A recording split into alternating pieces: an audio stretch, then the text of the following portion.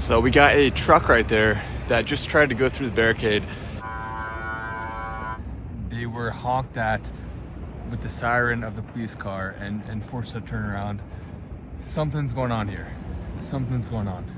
There's a U-Haul truck right there, a big blue tarp.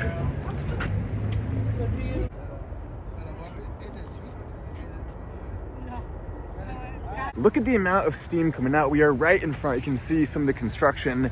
Weird timing for that as the inauguration is about to happen, yet there it is, all tarped up for construction, and you can see just the size of this steam is pretty insane. I thought I was gonna walk over here and it was gonna be from a chimney of some sort or a kitchen, right, or a hotel, but no, this is just coming directly up from the street. You can see there's another one over there, a smaller one. A lot of them are like that, some of them aren't. Kind of confusing as to why it's that big. I mean, look at that. Look at the size of that. It almost looks like someone's on fire from a distance. And you can see right outside the White House, every little detail is being combed through.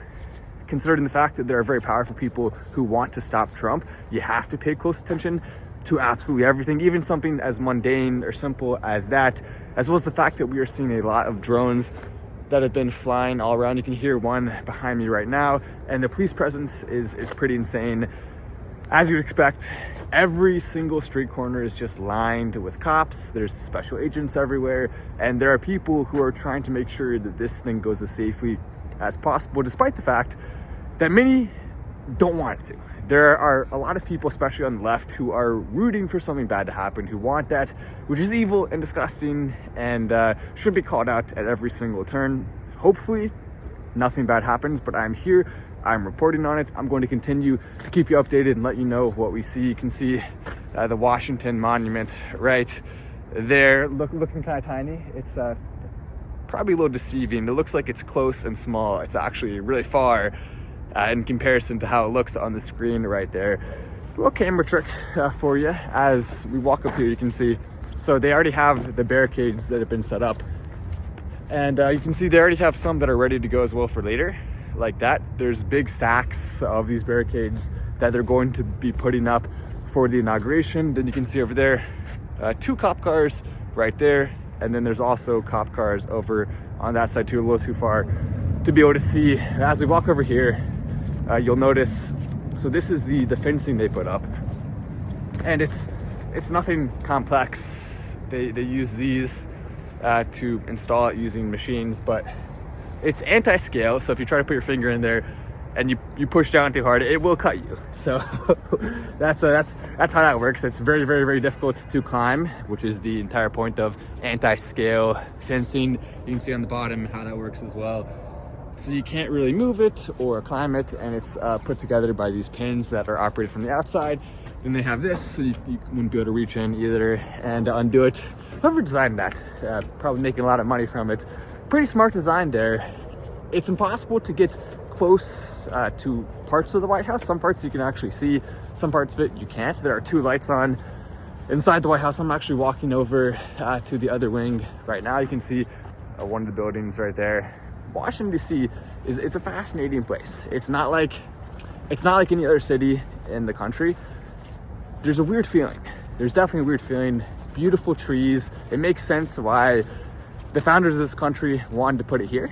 It's just a really pretty place, has the seasons, and you can see there's still snow on the ground pretty much everywhere, but it's not that cold. And that's something that I think is important to point out, because it was supposed to be canceled because of the extreme cold. And yes, it's supposed to get colder on the actual inauguration day, but even still, it's not going to be much colder than this right now, and it doesn't feel bad.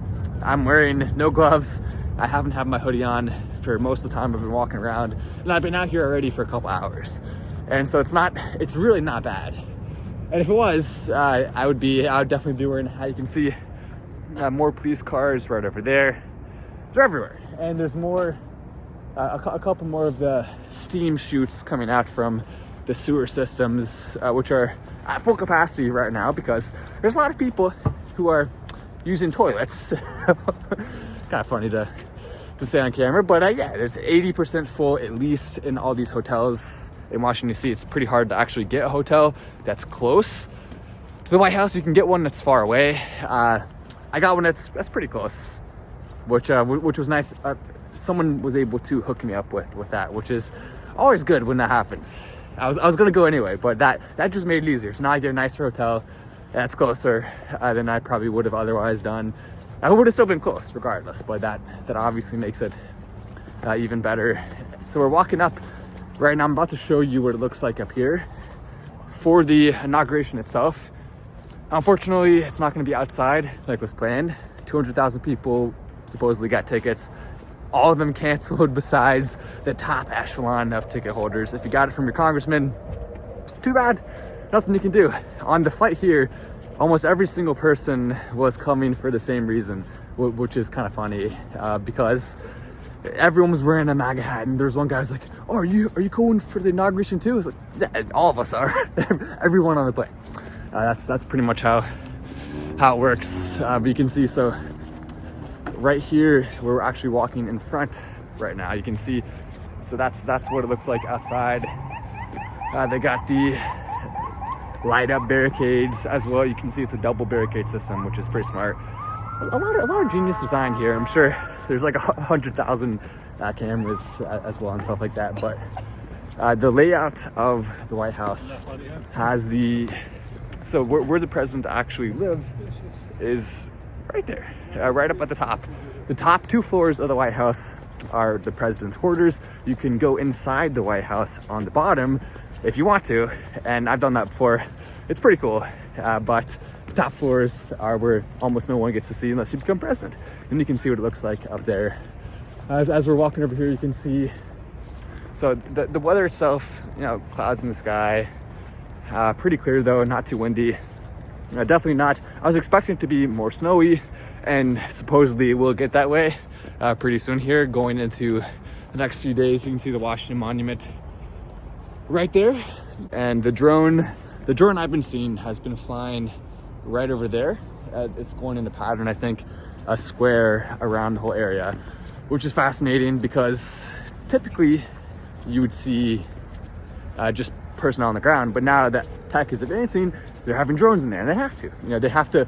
They have to keep up as the technology gets more advanced. On the opposite side, you have to keep up on the side of the good guys there. So it used to be that you could go right up to the fence there, and I think you still can during some parts of the day, not at night, I guess. I'm not entirely sure what the reason for that is, but there we go. Look, so there's one of the drones right there, and they fly really low.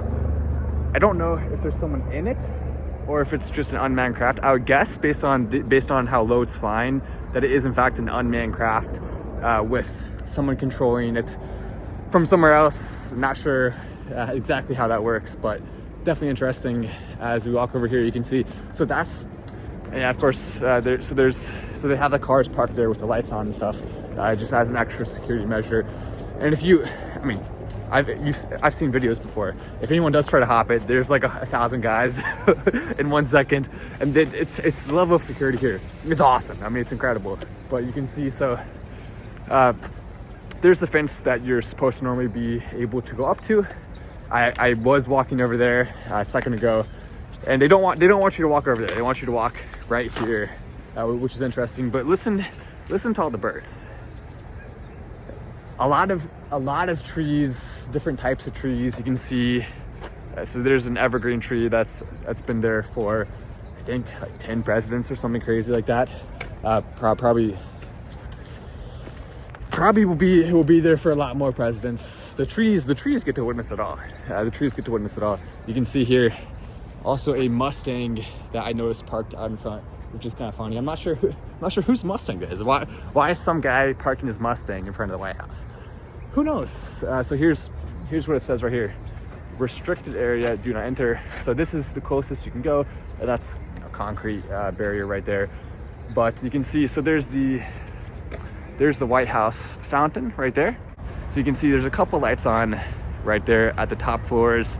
The bottom 2 do not have any lights on. Then again, at the bottom where the kitchen is, more lights on. So I'm not sure who's there right now or what they're doing. I don't know if Biden is currently in there. I'm gonna actually check that real quick after I stop making this video. But Biden, he's gonna get kicked out. He doesn't have much longer. Enjoy the White House while you can. Maybe come walk and see all the birds, Biden, while you get a chance before you go. I don't know what he's going to be doing next. Probably just going to a retirement home or something, I'll guess. There you go. There's another, probably Secret Service. I'm not sure, again, what that is, but the cars keep coming by, and there's a decent number of people, less than I would have thought, but it is a little bit later.